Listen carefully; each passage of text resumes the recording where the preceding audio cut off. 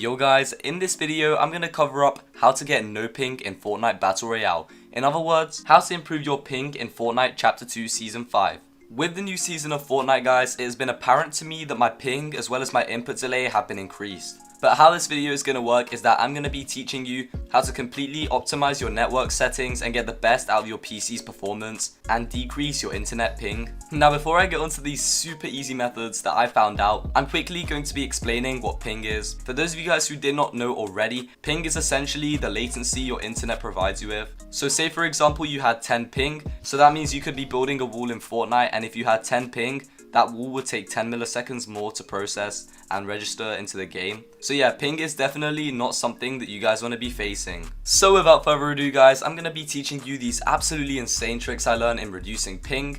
And one thing I would like to say guys before I start the video, 92.1% of you guys are not subscribed to my channel, and just seeing these analytics is crazy. Like bro, do people hate me? But yeah, all I'm asking is if this video in any way helps you, only if it helps you, please feel the need to subscribe, as it honestly makes my day and means the world to me, as I'm trying to do this full time. But other than that guys, let's get right onto the video. Alright guys, so for this first method, you want to change your DNS server settings. Basically what happens is your ISP makes your Wi-Fi connection a little bit worse. So what exactly we're going to be doing is connecting to a server closer to the Fortnite server. This is really easy and I'll be showing you right now. Alright guys, so you want to go over to your search bar and navigate to your control panel. Now you guys want to go over to network and internet, network and sharing center. Now guys, once you're over here, you should see your Ethernet cable, but sadly I just have to rely on not my Ethernet cable sadly. So I'll be showing you a clip of what you guys are going to be doing from this step onwards.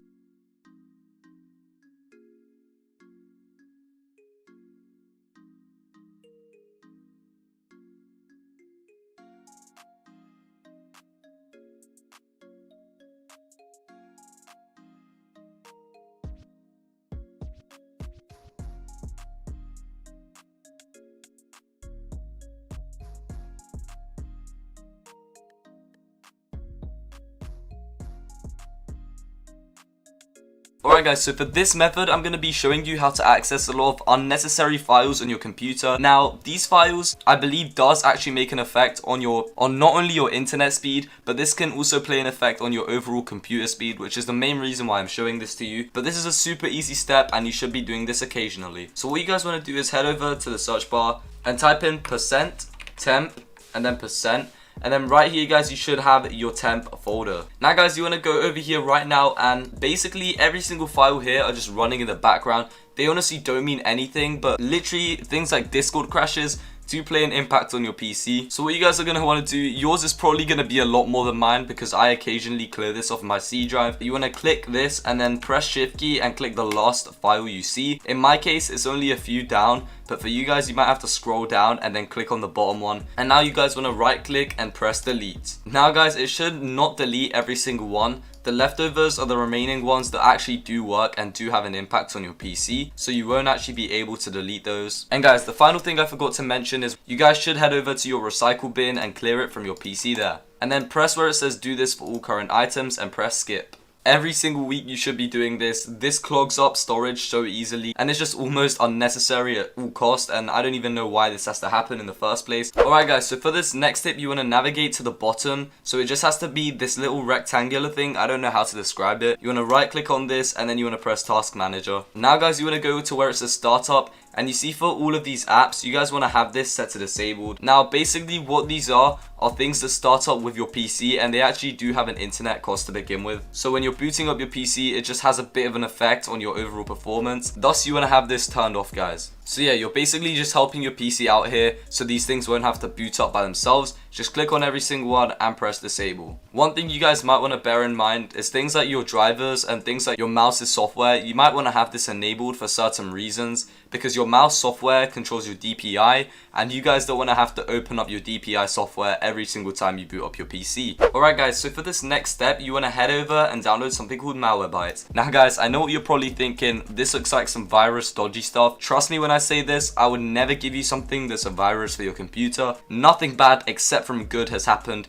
The day I downloaded this, I never regretted it. Malwarebytes is the best free antivirus software, and it isn't just one of those scammy ones. Trust me. Do not worry guys, it's not going to ask you for credit card details and stuff. You simply want to press open, and after this you guys want to press personal computer, press install, and then it says add malware browser guard for free. This is just your choice. It's just an extra browser extension for Google, but I'm going to skip this. But you guys want to hit where it says scan. This is the main thing. You don't really want anything else. But what this does guys is it just scans for any potential threats on your computer, and this actually does play an impact in things like your PC's performance and also your internet's performance. Alright guys, so once this whole entire scan is complete, it will say to you view the report. Now I'm a bit of a goody two-shoe. I got no threats detected on my system, but obviously this might not be for you. You might actually have a threat on your system, and the good thing about this is that it tells you exactly what problem is on your computer, and you can obviously go ahead and delete those viruses. Alright guys, so for this next method, I'm actually going to be going over the sponsor of this video. I know this video is sponsored, but in any way this is not biased. I'm not saying what they told me to say. All of this is coming from my own mouth, and I'm obviously not going to tell you something that isn't true. But this is a sponsor, and whoever goes ahead and joins ExitLag today will actually be helping support the channel. But how exactly ExitLag works is this has been developed from scratch by gamers, for gamers, as it says right here, and it's proprietary technology that optimizes data routing by instantaneously mapping out various routes and sending the packet through the optimal one.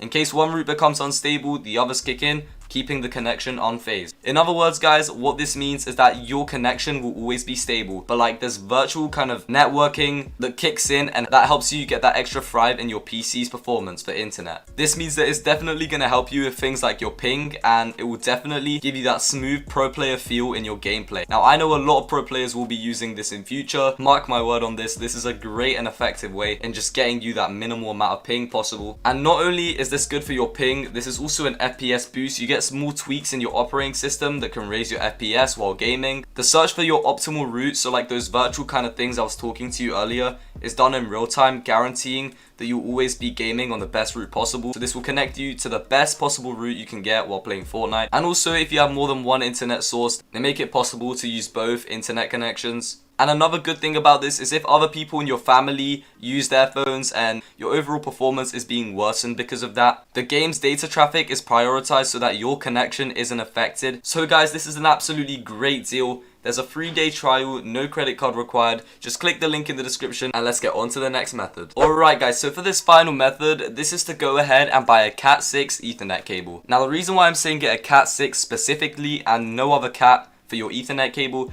is simply because once you get over Cat 5, you get a maximum of 1 gigabit speed. So all the other ones do not support 1 gigabit internet, but Cat 6 and above do. This is the best one as of right now in my opinion, simply because, you know, it's all you need if you're a gamer. If you're wondering guys in the first place why you need an Ethernet cable, it's simply to do with the fact that Ethernet cables are direct from your internet router to your console or your PC. This is good because when you're using a wired connection, it's actually really unstable because first of all, for those of you guys who do not know, you actually have obstacles in the way of your internet. Frequency waves through the air are a little bit unstable. It's a lot more inconsistent speed and it's not going to be direct. When you're using an Ethernet cable, you're getting the best possible results your internet can provide you with. And on top of all the methods we've gone over today, this will definitely ensure you that pro player feel of gaming. Now luckily, you can buy these Ethernet cables for as little as like £6. I think that's the equivalent of like $7.99 or $8. So why not go for a Cat 6 Ethernet cable? I will be linking that in the description as well.